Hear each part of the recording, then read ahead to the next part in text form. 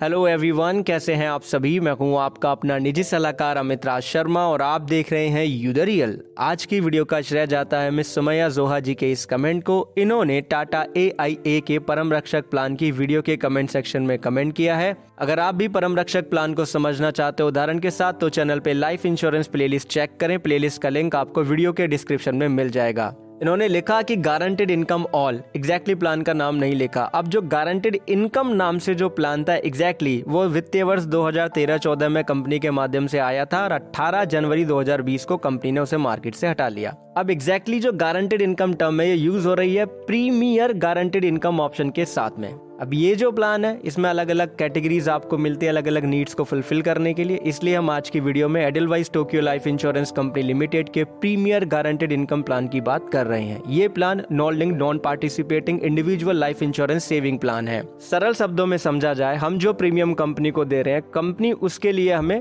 पूरे policy term के दौरान लाइफ कवर दे रही है। कभी भी अगर पॉलिसी टर्म के दौरान डेथ होगी तो हमारे नॉमिनी को अमाउंट जरूर मिलेगा, और अगर हम पॉलिसी के टर्म के एंड तक सरवाइव करते हैं तो मैच्योरिटी बेनिफिट भी हमें जरूर मिलेंगे जो कि गारंटीड होंगे। किस तरीके से मिलेंगे आगे चल के समझेंगे, लेकिन उससे पहले आपको बता देते हैं इस प्लान में अलग अलग 4 ऑप्शन है जिनमें से आप एक ही चुन सकते हैं। पहले ऑप्शन का नाम है लमसम ऑप्शन, दूसरा है शॉर्ट टर्म इनकम ऑप्शन, तीसरा है लॉन्ग टर्म इनकम ऑप्शन, चौथा है रिटायरमेंट इनकम ऑप्शन। 4 ऑप्शन के नाम हमें बताते हैं कि चारों ही ऑप्शन एक दूसरे से भिन्न है, अलग अलग नीड्स को ये यहाँ पे टारगेट कर रहे हैं और हम कोई कंफ्यूजन नहीं चाहते हैं। इस वजह से आज की वीडियो में हम सिर्फ लमसम ऑप्शन की ही बात करने जाएंगे, यानी कि लमसम ऑप्शन के बारे में ही समझेंगे। लेकिन उससे पहले आपको बताता हूँ इस प्लान में चारों ऑप्शन के साथ एक एडिशनल बेनिफिट है जो आप ले सकते हैं। ऑप्शन नंबर ए जो है family income benefit on critical illness, option number B जो कि है family income benefit on critical illness and death. अब जैसे कि मान लीजिए आपने family income benefit on critical illness लिया, तो क्या है इसमें, अगर प्रीमियम पेमेंट टर्म के दौरान क्रिटिकल इलनेस हो जाती है तो भविष्य की जितनी भी प्रीमियम होगी वो माफ हो जाएंगी। प्लान लगातार चलता रहेगा, यानी कि बीमा धारक को प्रीमियम पे नहीं करना होगा। बी ऑप्शन लेते हैं family income benefit critical illness and death. तो क्रिटिकल इलनेस का जो बेनिफिट है वो तो है ही, लेकिन उसके साथ अगर डेथ भी हो जाती है प्रीमियम पेमेंट टर्म के दौरान, क्रिटिकल इलनेस हुई है, तो ऐसे में डेथ क्लेम नॉमिनी को मिलेगा और प्रीमियम माफ हो जाएंगी। प्लान लगातार चलता रहेगा मैच्योरिटी तक। ठीक है जी, ये एक ऑप्शनल एडिशनल बेनिफिट है, आप लेना चाहें तो ले सकते हैं, अन्यथा नहीं, क्योंकि ऑप्शनल है। क्रिटिकल इलनेस के लिए अगर आप कवर ले रहे हैं यहाँ पे तो 90 दिन का वेटिंग पीरियड है और सर्वाइवल पीरियड जो है वो 30 दिन का, यानी कि डायग्नोसिस रिपोर्ट में जिस दिन डिडक्ट हो जाएगी ये क्रिटिकल इलनेस हो गई है उस डेट से लेके अगले 30 दिन तक आपका सर्वाइवल पीरियड चालू हो जाएगा अगर आपने रिपोर्ट सबमिट कर दी होगी कंपनी को। तो आयु सीमा इसके लिए रखी गई है 18 से लेके 50 साल लमसम ऑप्शन के साथ में। अगर इनकम बेनिफिट ऑप्शन ले रहे हैं, यानी कि फैमिली इनकम बेनिफिट ऑप्शन ले रहे हैं आप, तो कोई भी अदर राइडर नहीं ले पाएंगे। और इसके अंदर जिन क्रिटिकल इलनेस को कवर किया गया है उसकी जानकारी इस समय आपकी वीडियो पर है। आप वीडियो को पॉज करके फुल स्क्रीन करके यहाँ पे पढ़ सकते हैं, और अधिक इसके बारे में जानना चाहते हैं तो PDF आपको टेलीग्राम चैनल पे मिल जाएगी और उसका लिंक मैंने डिस्क्रिप्शन में दिया हुआ है। और देखिए, अगर आप थर्ड पार्टी सोर्स के माध्यम से इस प्लान को खरीदेंगे तो हो सकता है कि जो इन्फॉर्मेशन मैं आपको बता रहा हूँ उसमें आपको कुछ चेंजेस देखने के लिए मिले, क्योंकि ऐसा होता है कि कंपनी जो डायरेक्टली प्रोडक्ट सेल करती है कुछ अलग टर्म्स के साथ सेल करते हैं और थर्ड पार्टी सोर्स कुछ अलग, थोड़ा चेंजेस होता है। तो आइए अब हम जानते हैं लमसम ऑप्शन के बारे में एग्जैक्टली इसकी टर्म्स एंड कंडीशंस क्या है, एलिजिबिलिटी क्राइटेरिया क्या है और बेनिफिट। तो लमसम ऑप्शन आप लेंगे तो प्रीमियम पेमेंट टर्म आपको 5 साल, 8 साल, 10 साल और 12 साल का मिलेगा। 5 साल और 8 साल के प्रीमियम पेमेंट टर्म के साथ में पॉलिसी टर्म मिलेगा 10 साल से लेकर 20 साल तक का। 10 साल के प्रीमियम पेमेंट टर्म के साथ में 12 साल से लेकर के 20 साल तक का पॉलिसी टर्म है, और 12 साल के प्रीमियम पेमेंट टर्म के साथ में 15 साल से लेकर 20 साल तक का आपको पॉलिसी टर्म मिल जाएगा। मैच्योरिटी एज का जो लिमिट है प्लान में वो 18 साल से लेकर 85 साल तक का है लमसम ऑप्शन के लिए। मिनिमम सम अश्योर्ड का जो लिमिट है सभी ऑप्शन के लिए वो 5 लाख रुपए का है। मैक्सिमम सम अश्योर्ड और मैक्सिमम प्रीमियम का जो लिमिट है वो डिपेंड करता है बोर्ड के अप्रूव्ड होने वाले अंडरराइटिंग रूल्स एंड रेगुलेशंस के ऊपर। एंट्री एज की लिमिट की बात करें तो लमसम ऑप्शन के साथ में 3 साल से लेकर के 65 साल तक की रखी गई है। अब हम यहाँ पे जानेंगे मिनिमम प्रीमियम का लिमिट और मोड ऑफ प्रीमियम के बारे में। अगर आप सालाना प्रीमियम पे कर रहे हैं तो कम से कम 50,000 रुपये सालाना, छमाही पे करेंगे तो 25,600 रुपये छमाही, तिमाही अगर आप प्रीमियम पे करेंगे यानी कि क्वार्टरली तो 13,000 रुपये, और मासिक पे करना चाहेंगे तो 4,400 रुपये कम से कम। ऑटो डेबिट होता है जब भी आप मंथली ऑप्शन लेते हैं। बेनिफिट की बात करते हैं सबसे पहले तो डेथ बेनिफिट को कंसीडर किया जाता है लाइफ इंश्योरेंस में, तो वो सम अश्योर्ड ऑन डेथ आपको मिल जाता है। प्लान में कहा गया है कि किसी भी कंडीशन में जो मिनिमम गारंटेड डेथ बेनिफिट है वो टोटल पेड प्रीमियम का 105% से कम नहीं होगा। लेकिन कौन सा टोटल पेड प्रीमियम? जो एनुअलाइज्ड होगा, यानी कि बेस प्रीमियम होगा। बात आती है सम अश्योर्ड ऑन डेथ है क्या। सम अश्योर्ड ऑन डेथ का मतलब है कि एनुअलाइज्ड प्रीमियम का 10 गुना या फिर एक एब्सोल्यूट अमाउंट, राइट, और उसका कंपैरिजन किया जाएगा कि 10 गुना निकाला जाएगा एनुअल प्रीमियम का।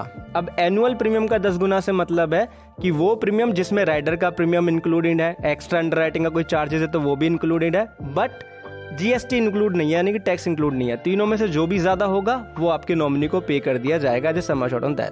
लेकिन अगर आपने family income benefit critical illness on death वाला ऑप्शन लिया होगा तो जो एब्सोल्यूट अमाउंट होगा वो 0 हो जाएगा।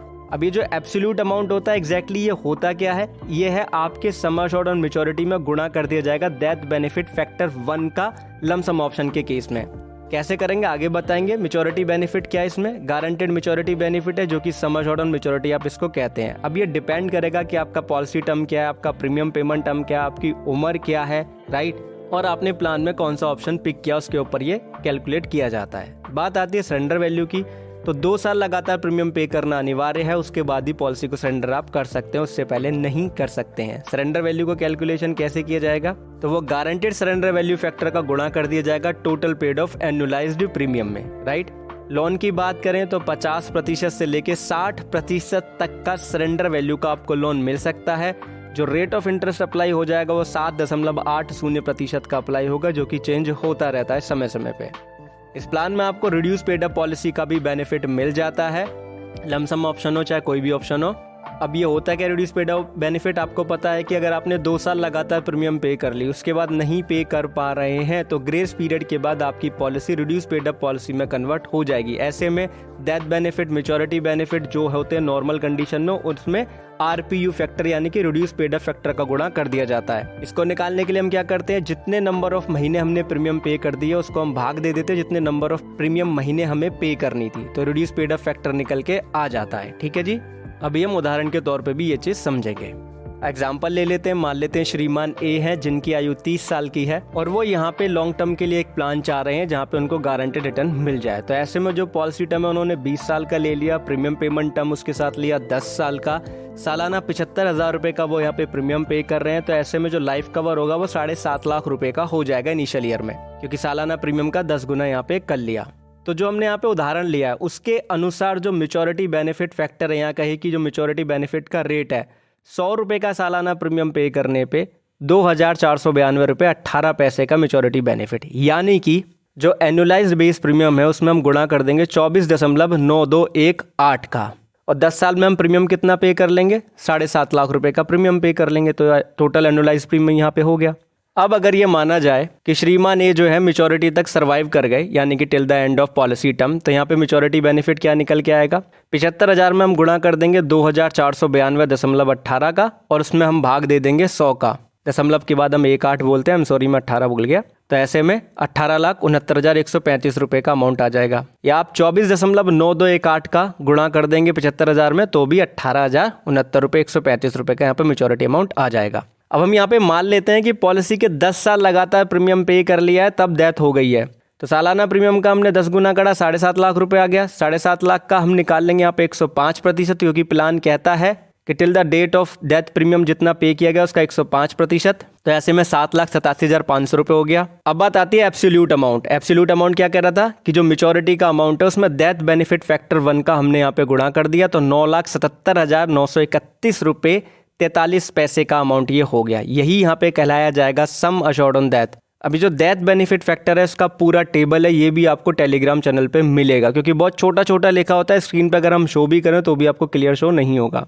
अब जान लेते हैं सरेंडर वैल्यू का कैलकुलेशन कैसे करेंगे। हम मान लेते हैं कि पॉलिसी के 10 साल कंप्लीट हो गए हैं, श्रीमान ने पॉलिसी को यहाँ पे कर रहे हैं सरेंडर, कोई फाइनेंशियल इमरजेंसी आ गई तो ऐसे में वो करना चाह रहे हैं, 7.5 लाख रुपए वो पे कर चुके हैं यहाँ पे। तो ऐसे में जो गारंटेड सरेंडर वैल्यू फैक्टर होगा वो 59% का यहाँ पे अप्लाई हो जाएगा। तो 7.5 लाख का आप 59% यहाँ पे निकाल लीजिए। जो वैल्यू आया यहाँ पे श्रीमान ए को मिल जाएगा सरेंडर वैल्यू के रूप में, जो कि 4,42,500 रुपये का होगा। सरेंडर वैल्यू चार्ट हाफ ही यहाँ पे शो होगा, क्योंकि अलग अलग ऑप्शन है यहाँ पे, तो अलग अलग कंडीशंस भी हैं। बाकी रेस्ट आपको टेलीग्राम चैनल पे मिल जाएगा। 20 साल का पॉलिसी टर्म है, 10 साल हमने यहाँ पे कंप्लीट कर लिए हैं, तो आप देख सकते हैं कि 59% यहाँ पे हमारा sir guaranteed surrender value factor निकल के आया, जिसके बेस पे हमने कैलकुलेशन की थी। अब हम यहाँ पे मान लेते हैं कि जो श्रीमान ए हैं उन्होंने 5 साल यहाँ पे प्रीमियम पे कर लिया, उसके बाद वो प्रीमियम नहीं पे कर पा रहे हैं, तो ऐसे में वो पॉलिसी को सरेंडर भी नहीं करना चाह रहे हैं। तो यहाँ पे क्या होगा कि देखा जाएगा कितने महीने प्रीमियम पे किया गया है और कितने महीने पे करना था। तो यानी कि 60 महीने पे कर लिया, टोटल 120 महीने पे करना था।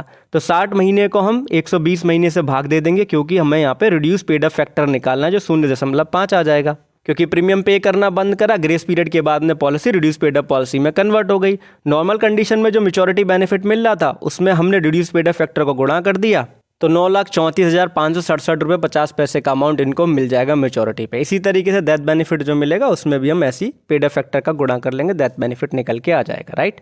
ग्रेस पीरियड आपको 15 दिन का मिलता है मासिक मोड ऑफ प्रीमियम के साथ में, 30 दिन का ग्रेस पीरियड मिलता है सालाना, छमाही, तिमाही मोड ऑफ प्रीमियम के साथ में। फ्री लुक का पीरियड 15 दिन का डायरेक्टली प्लान बाय करने पे, इनडायरेक्ट बाय करेंगे या ऑनलाइन लेंगे खुद तो 30 दिन का है। रिवाइवल पीरियड आपको 5 साल का मिल जाता है, जिस साल से आपने प्रीमियम पे करना बंद किया होगा, जिस डेट से, उस डेट से लेकर अगले 5 साल तक, ठीक। अब आने वाली वीडियोस में हम समझेंगे इसके अदर ऑप्शन की डिटेल, उदाहरण के साथ में बने रहना हमारे साथ। आपने वीडियो अंत तक देखा उसके लिए आपका बहुत बहुत धन्यवाद। आपका कोई फीडबैक है तो कमेंट सेक्शन में बता सकते हैं आप, और आपका कोई चाहते हैं कि एग्जैक्टली आपके ही टॉपिक पे वीडियो बने तो भी आप कमेंट सेक्शन में ज़रूर बताइएगा। एक चीज़ खुद भी समझे, दूसरों को भी समझाएं कि इंश्योरेंस एक प्रोटेक्शन है और प्रोटेक्शन कभी भी अधूरी नहीं लेते, और पॉलिसी डॉक्यूमेंट पढ़े बिना भी पॉलिसी नहीं लेते।